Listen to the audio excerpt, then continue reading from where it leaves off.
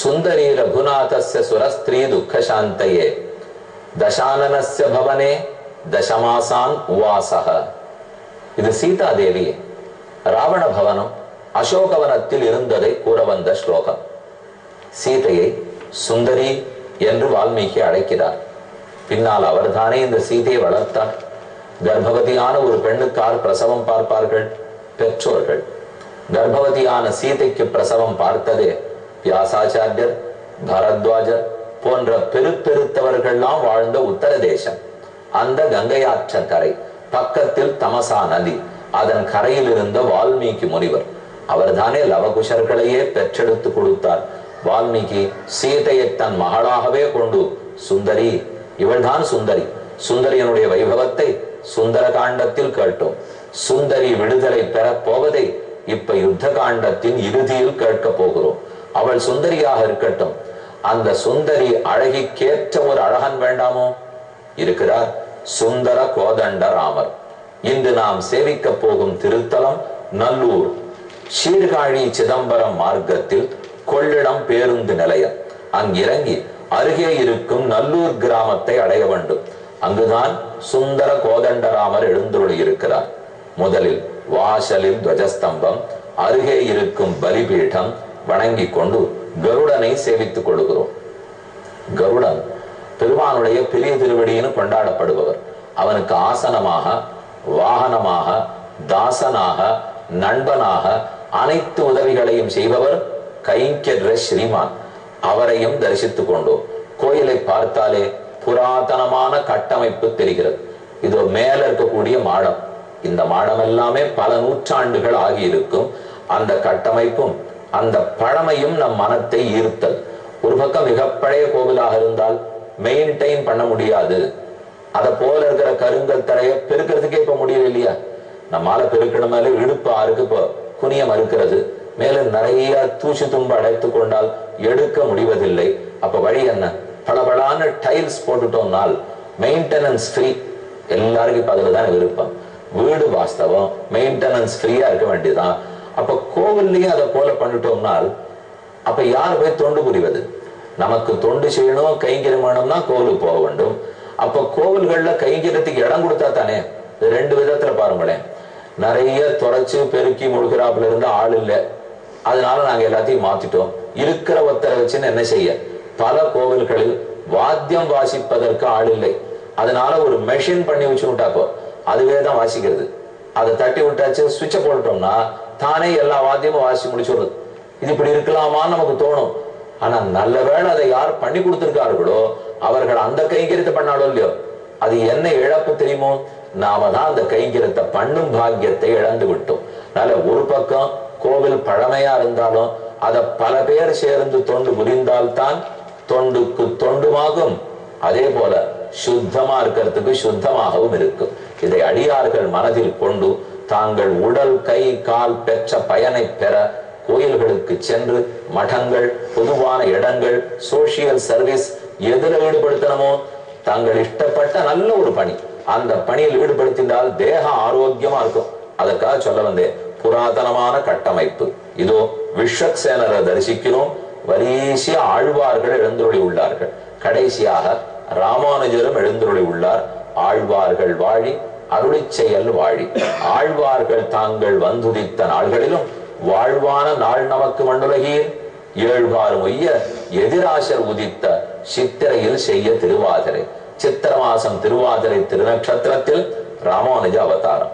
இவர்களை எல்லாம் சேவித்துக் கொண்டு இதோ சுந்தர கோதண்டராமரை தரிசிக்கிறோம்.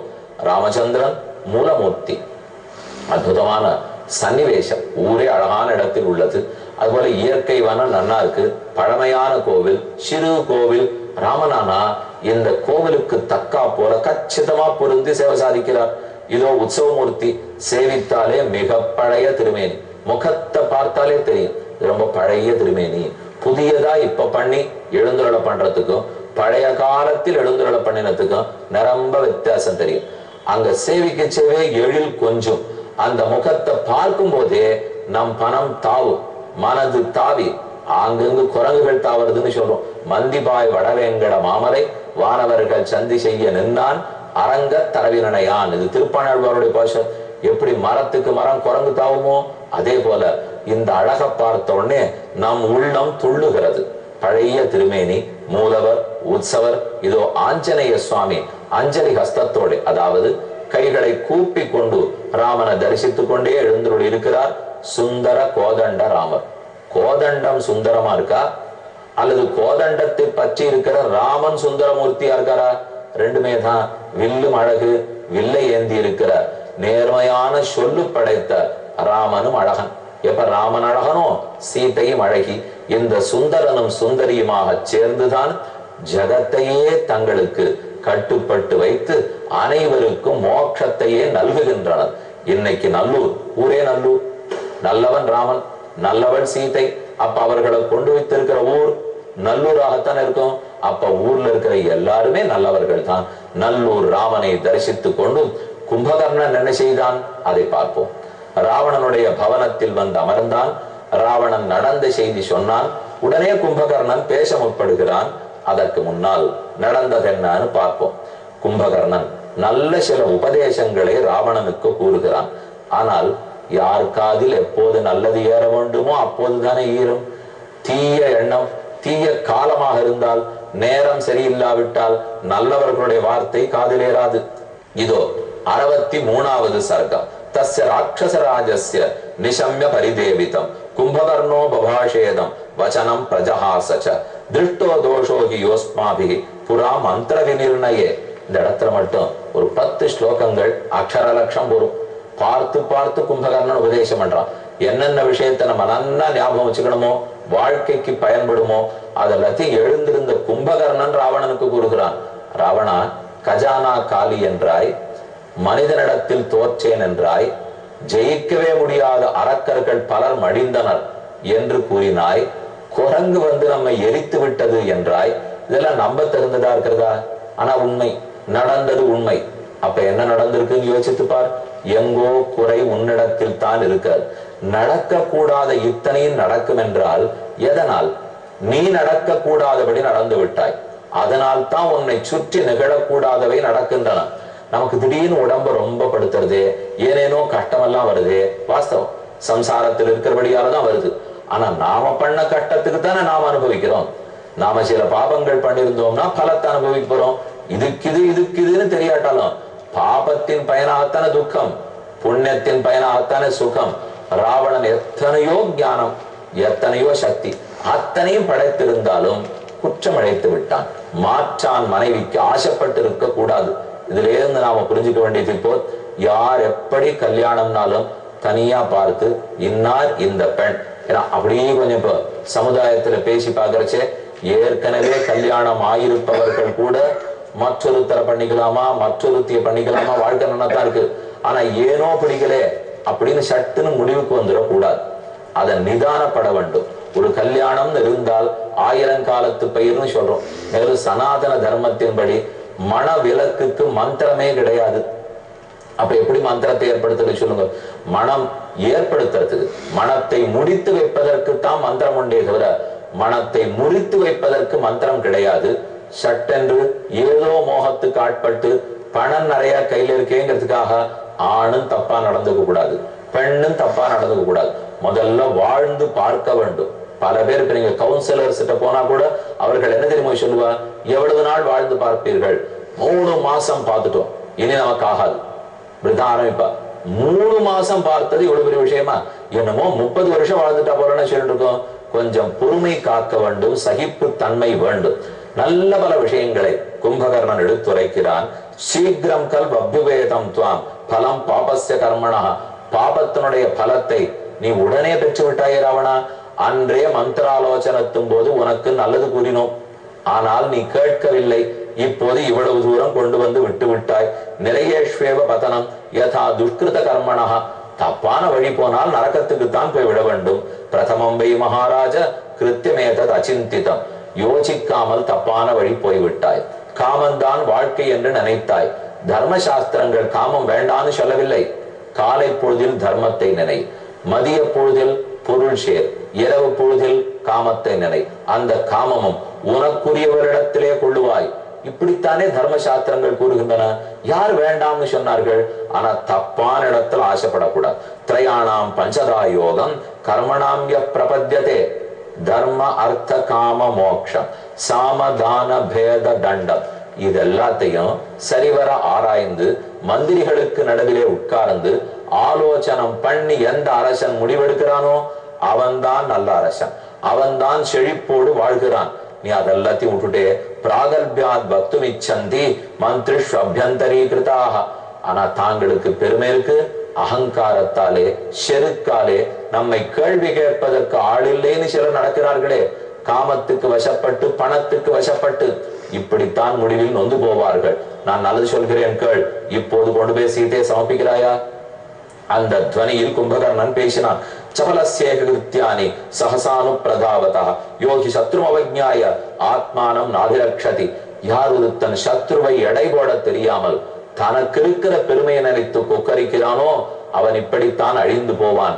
நீ சொன்னதை கேட்கப் போவதில்லை என்றெல்லாம் எடுத்துரைத்தான். அப்பவே சொல்றான் கும்பகர்ணன், விபீஷணன் எத்தனை நல்லதை சொன்னான், நீ கேட்டியா ராவணா? ஆத்மானம் எதுக்தமிக விதே பூர்வம் பிரியயாமே அனுஜேனச்ச. என் தம்பியான விபீஷணன் எவ்வளவு நல்லது சொன்னார், நீ அதையும் கேட்கவில்லையே. அப்ப விபீஷணனையும் கும்பகர்ணன் கொண்டாடி இருக்கிறான். ராவணனுக்கு சடக்கென கோபம் வந்தது. ஆமாம், தவறு தவறு தவறு என்று அனைவரும் சுட்டி காட்டுகிறீர்கள். தப்பு நடந்தது.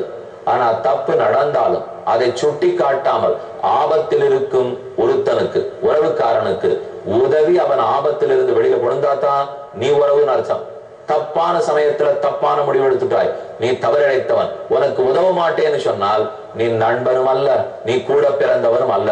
ஆமாம், தப்பு செய்தேன், ஆனா இன்னைக்கு என் பெருமையை காப்பாற்ற வேண்டும், அரக்கர்களுடைய பெருமையை காப்பாற்றணும். அப்ப தப்புக்கு நீயும் உடந்தையாகத்தான் வர வேண்டும் என்று ராவணன் பேசினான். சசுஹ்ருத்யோ விபன்னார்த்தம் தீனமப்யுபவத்யதே சபந்துர்யோபநீதேஷு சாஹாயோபகல்பதே. இதை பார்த்த உடனே கும்பகர்ணன் புரிஞ்சு விட்டார், இவன் சொன்னபடி கேட்க போறது இல்லை, இது வீணேதான் விசாரம் வளரும்.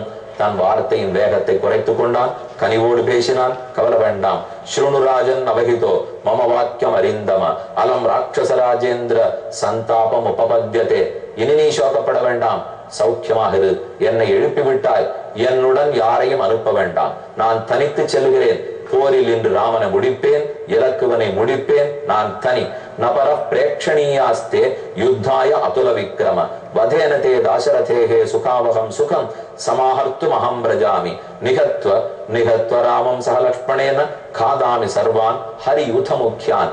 குரங்குகள் அனைவரையும் சாப்பிட்டு முடிப்பேன், ராமலக்ஷ்மணர்களை அழிப்பேன், இது உறுதி.